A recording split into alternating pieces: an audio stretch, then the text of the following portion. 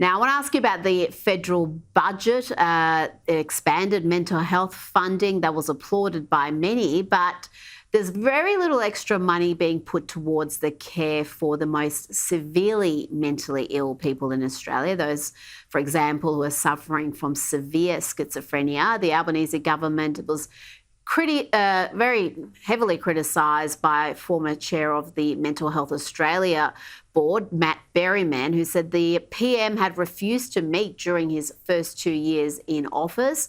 We are spending a great deal of money on mental health, Claire, but is the money not going where it's most desperately needed?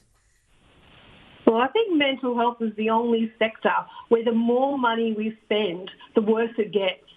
If we were going to put this amount of money into something like cancer research, we'd want to be looking at some results that, cancer was coming down or there was some type of less, diagnoses were coming down. But mental health seems to be the only area where not only do we pile more money into it, but the rates of mental health diagnoses keep going up. And then the circular argument is, well, we need more funding.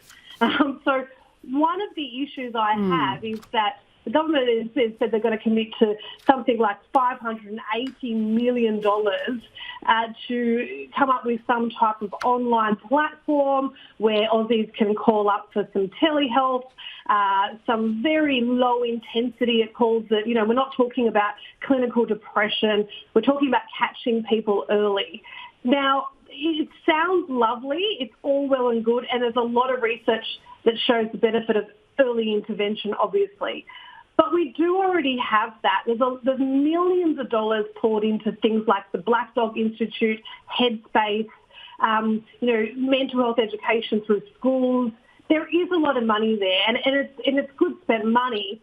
I'm worried that if you actually are more up the severe end, and you may be having, I've had clients with suicidal tendencies, with people with severe psychiatric illnesses, there are very few places for them to go to unless they're willing to fork out for the private system. The number of hospital beds I'm concerned about more in mental health wards. And I get that we can't just be reactionary and we can't just spend money there, but I do feel like, nearly $600 million to create some very vague, no details at the moment, platform where you're going to call up because you're not feeling that great that day and you're going to get some kind of free counselling. Yet I've got pretty, severe clients in bad states where they need more than my support in the private sector can offer. And I call around trying to get some inpatient support through a hospital system and it's not available. And I'm worried about that end of the spectrum.